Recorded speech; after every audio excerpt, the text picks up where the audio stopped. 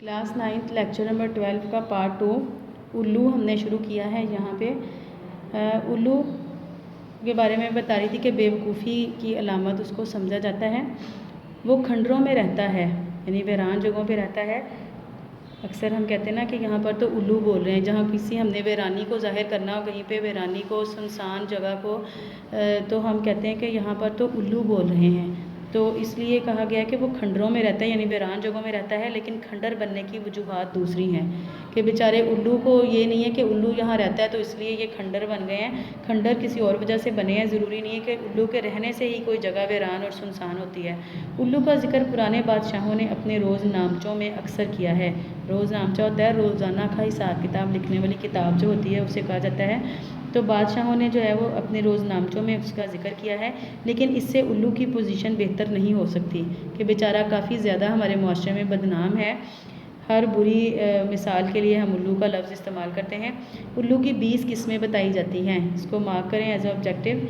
मेरे ख़्याल में 5-6 किस्में काफ़ी थी।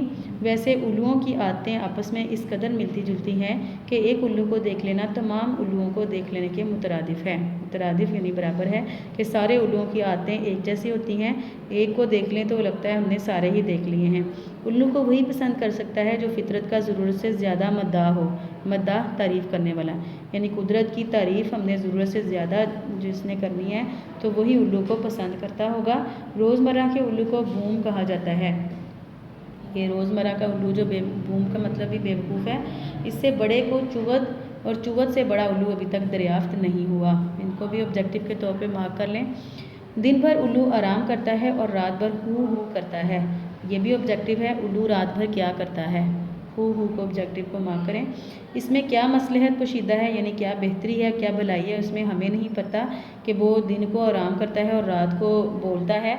शायद वो पहरा देता है किसी चीज़ का या क्या करता है। रात जागने वाले लोगों को भी उल्लू कहा जाता है कि जो दिन को सोते और रात को जागते हैं उनको भी उल्लू कहा जाता है कि तुम तो उल्लू की तरह रात भर जागते हो।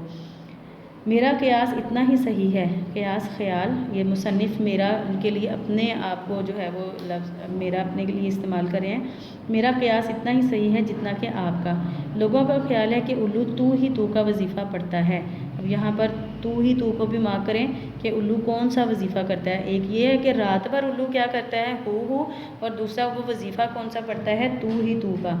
ये काफ़ी कंफ्यूज करने वाले हैं जब ऑब्जेक्टिव में जाते हैं। तो अगर ये सच है तो वो इन खुद पसंदों से हज़ार दर्जा बेहतर है जो हर वक्त मैं का विर्द करते रहते हैं। कि अगर उल्लू तू ही तू कहता है तो ये अच्छी बात है।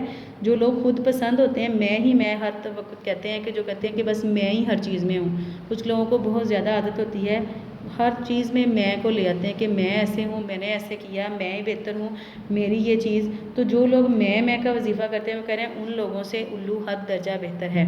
ये जो खुद पसंद लोग होते हैं, अपने आप को पसंद करते हैं, उनसे तो उल्लू हज़ार दर्जे बेहतर है, चाहे वो कितना ही बदनाम है।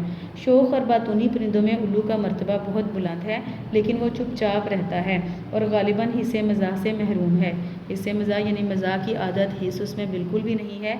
तो ये तंज़न कह रहे हैं कि शौक़ और बातूनी परिंदों में, हालांकि शौक़ी और बातूनी होना, बातें बहुत ज़्यादा करना और चुपचाप रहना दो अपोजिट चीज़ें हैं। लेकिन यहाँ पर तंज़ के तौर पर जो है वो मुसन्निफ़ ये बात कर रहे हैं कि उनमें मर्तबा बुलंद है क्योंकि वो चुप बैठा रहता है। तो इसलिए शौक़ लोग जो हैं, बातें करने वाले जो हैं, ऐसे लोगों को पसंद करते हैं जो चुपचाप बैठे रहते हैं। तो उनमें उनका मर्तबा बुलंद है और गालिबन हिस्से मज़ाह से महरूम है। यानी जो संजीदा मिजाज के लोग होते हैं वो चाहे मज़ाक पसंद लोगों में भी बैठ जाएं तो उन्हें हंसी नहीं आती है या वो इतना ज़्यादा महजूज़ नहीं होते हैं किसी चीज़ से भी।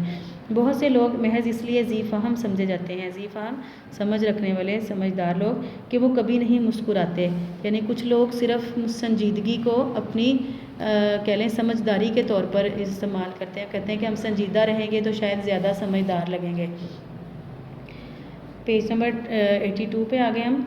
मादा नन्हे उल्लुओं की बड़ी देखभाल करती है। मादा यानी कि जो मुन्नस है उसमें जो फ़ीमेल है, नन्हे उल्लुओं की बड़ी देखभाल करती है, मगर जो ही वो ज़रा बड़े हुए और उनकी शक्ल अपने अब्बा से मिलने लगी उन्हें बाहर निकाल देती है।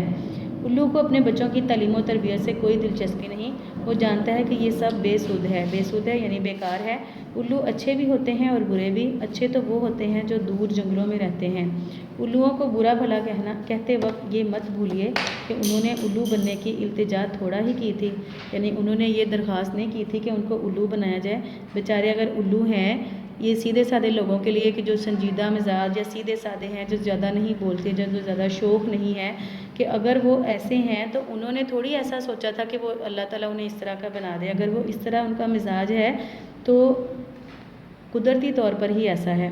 तो उल्लू को भी ऐसे लोगों के साथ ही मिलाया गया है कि बेवकूफ़ी के तौर पर, कि जो बेवकूफ़ लोगों की तरफ इशारा करना हो तो हम कहते हैं कि उल्लू है। और या फिर संजीदगी का इसमें ज़िक्र किया है कि उल्लू संजीदा भी होता है, हिस्से मज़ाक से महरूम होता है। संजीदा रहने वाले लोगों को भी उल्लू से तशबीह दी जा सकती है। इसके बाद लास्ट हमारा टॉपिक है बिल्ली। बिल्लियों की कई किस्में बताई गई हैं। यहाँ पर भी कई को मार्क कर लें। बिल्लियों की कितनी किस्में हैं? कई। जो लोग बिल्लियों की किस्में गिनते रहते हैं उनमें भी कई किस्में होती हैं, उनकी भी कई किस्में होती हैं। बिल्लियाँ पालने वालों को ये वहम हो जाता है कि बिल्ली इन्हें खामखा चाहती है, यानी अक्सर घरों में जो बिल्लियाँ पाल लेते हैं तो वो बहुत ज़्यादा मानूस हो जाती हैं इंसानों से। तो मुसन्निफ़ कह रहे हैं कि बिल्लियाँ रखने वालों को, पालने वालों को खामखा ये वहम हो जाता है, उनको ये ख्याल रहता है कि ये हमें बहुत चाहती हैं, बहुत प्यार करती हैं। इसलिए नहीं कि वो बिल्ली के क़ियाम ताम का बंदोबस्त करते हैं। क़ियाम ताम यानी उनके रहने और खाने पीने का। काश के ऐसा ही होता। बिल्ली दूसरे का नुक्ता नज़र नहीं समझती, यानी कि बिल्ली जो है वो तो अपनी उसकी आदत ही ऐसी होगी। ज़रूरी नहीं है कि वो जो उसके खाने पीने का और रहने का बंदोबस्त कर रहा है वो उसको इतना चाह रही है। वो किसी भी इंसान के साथ अटैच हो सकती है। तो बिल्ली का जो नुक्ता नज़र है वो कोई नहीं समझ सकता। अगर इसे बताया जाए कि हम दुनिया में दूसरों की मदद करने आए हैं तो इसका पहला सवाल ये होगा कि दूसरे यहाँ क्या करने आए हैं। बहुत ही मज़े की बात की है यहाँ पे मुसन्निफ़ ने कि अगर हम दूसरों की मदद करने के लिए आए हैं तो दूसरे यहाँ पे क्या करने आए हैं। ये ऐसे लोगों के लिए कि जो बैठकर फरमाइशें करते हैं, पानी पिलाना, फ़लाँ चीज़ पकड़ाना, ये करना वो करना, तो ख़ुद उठ के काम करने को पसंद नहीं करते हैं। तो इस बात का उन्हें होता है कि जी मदद करने में जो है, दूसरों की मदद करने के में नेकी है, ये इसका सवाब है, अजर है। तो वो खुद क्या करने आए, वो खुद भी अगर ये काम करें तो उनको भी इसका अजर मिल सकता है। साल भर में बिल्ली सिधाई जा सकती है, यानी उसको सिखाया जा सकता है, सिधाना, सिखाना। मगर साल भर की मशक्क़त का नतीजा सिर्फ एक सिधाई हुई बिल्ली होगा, यानी एक सिखाई हुई बिल्ली। पूरा साल अगर हम मेहनत करें तो क्या हम सिर्फ यही कर रहे हैं कि हमने एक बिल्ली को सिखाया है बस। जहाँ बकिया चौपाई दूध पिलाने वाले जानवरों में से हैं, वहाँ बिल्ली दूध पीने वाले जानवरों से ताल्लुक़ रखती है। ये भी बड़े मज़ाक के अंदाज़ में उन्होंने बताया कि जहाँ पर बाकी चौपाई जो हैं, दूध पिलाने वाले सारे जो चौपाए होते हैं, 4 टांगों वाले जानवर होते हैं, बच्चे पैदा करते हैं वो, और वो बच्चों को दूध पिलाते हैं। जबकि बिल्ली भी हालांकि उन्हीं में से एक है, लेकिन वो दूध पीने वाला जानवर है, दूध पीने की वो ज़्यादा शौकीन होती है। अगर गलती से दूध खुला रह जाए तो आपकी सिधाई हुई बिल्ली पी जाएगी। अगर दूध को बंद करके कुफल लगा दिया जाए, कुफल ताला, तब भी पी जाएगी, क्योंकि ये एक राज है जो बिल्लियों तक महदूद है। बिल्लियाँ आपस में लड़ती हैं तो नाखूनों से एक दूसरे का मुंह नोच लेती हैं और महीनों एक दूसरे को बुरा भला कहती हैं। अब यहाँ पे जो लंबे लंबे नाखून रख लेती हैं लड़कियाँ, तो उनके नाखूनों को भी जो है वो यही कहा जाता है कि क्या बिल्लियों जैसे नाखून रखे हुए हैं। तो जब लड़ती हैं आपस में बहनें, तो नाखून रखे हों या दोस्त आपस में लड़ती हैं तो एक दूसरे को नाखून मारती हैं, तो वो फिर उनको ऐसी बिल्लियों से तशबीह दी जाती है कि कैसे बिल्लियों की तरह एक दूसरे को नोच रही हो। बिल्ली और कुत्ते की रकाबत मशहूर है। रकाबत दुश्मनी, ये भी मार्क करें ऑब्जेक्टिव में। रकाबत किस किस की मशहूर है? बिल्ली और कुत्ते की। बिल्ली बर्दाश्त नहीं कर सकती कि इंसान का कोई वफ़ादार दोस्त हो। बिल्ली में बर्दाश्त बहुत कम होती है, यानी कुत्ता जो है ये एक वफ़ादार जानवर इसको कहा जाता है। तो बिल्ली जो है वो समझती है कि बस मैं ही वफ़ादार हूँ, मैं इंसानों के साथ अटैच होकर रह सकती हूँ, तो इसलिए वो कुत्ते से खार खाती है। वो कहती है कि मैं ज़्यादा वफ़ादार हूँ तो कोई और इंसान का वफ़ादार नहीं हो सकता। चंद बिल्लियाँ घर में सारे चूहों को ख़त्म कर सकती हैं। चूहे तो रफ़ा हो जाएंगे मगर बिल्लियाँ रह जाएंगी। बिल्लियाँ दिन भर मेकअप करती रहती हैं। इनकी जिल्द पर तरह तरह के डिज़ाइन होते हैं। मोटी बिल्लियाँ अपने जिस्म पर लंबाई में सीधी धारियाँ बना लें, धारियाँ यानी सीधी सीधी लाइनें बना लें तो इनका मोटापा छुप सकता है। वो छरीरी और क्यूट मालूम होंगी। यहाँ पर जो है वो क्यूट, खूबसूरत, छरीरी, पतली। यहाँ पर जो मोटी लड़कियाँ हैं या जो मेकअप को बहुत ज़्यादा पसंद करती हैं मेकअप करना, तो उनको भी बिल्लियों से, ऐसी बिल्लियों से तशबीह दी है। जैसे बिल्लियों की जिल्द पर बहुत सारे डिज़ाइन होते हैं, तो इस तरह मेकअप तरह तरह के करके अपने आप को बिल्लियों जैसा बना लेती हैं लड़कियाँ।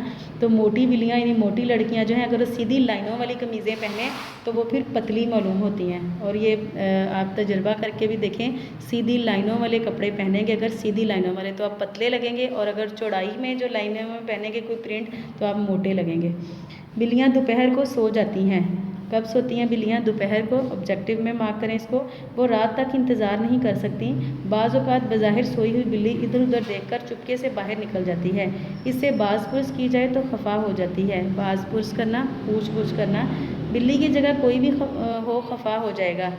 मतलब कह रहे हैं कि कोई भी अगर बाहर निकले अपनी मर्ज़ी से कोई जा रहा है इधर उधर, उससे पूछा जाए कि क्यों जा रहे हो, तो कोई भी बिल्ली की जगह हो तो वो खफा हो सकता है, नाराज़ हो सकता है। एक ही घर में साल हर साल गुजारने के बावजूद इंसान और बिल्ली अजनबी रहते हैं। ज़िंदगी कितनी अजीब है। मज़ीद हम मांगते हैं इस चैप्टर का माखिज़ है। बहुत ही मज़े का चैप्टर था, इंटरेस्टिंग था। मुझे तो बहुत अच्छा लगता है। आप लोगों को पता नहीं कैसा लगा होगा। इसका ऑब्जेक्टिव अच्छे से आपने करना है। लेक्चर नंबर 12 की डायरी में पार्ट 1, 2 दोनों आपने सुने। उसमें आपके पेज नंबर 80 का थोड़ा सा पार्ट है, और 81 और 82 सारे की रीडिंग, और साथ में इसका ऑब्जेक्टिव करना है आपने।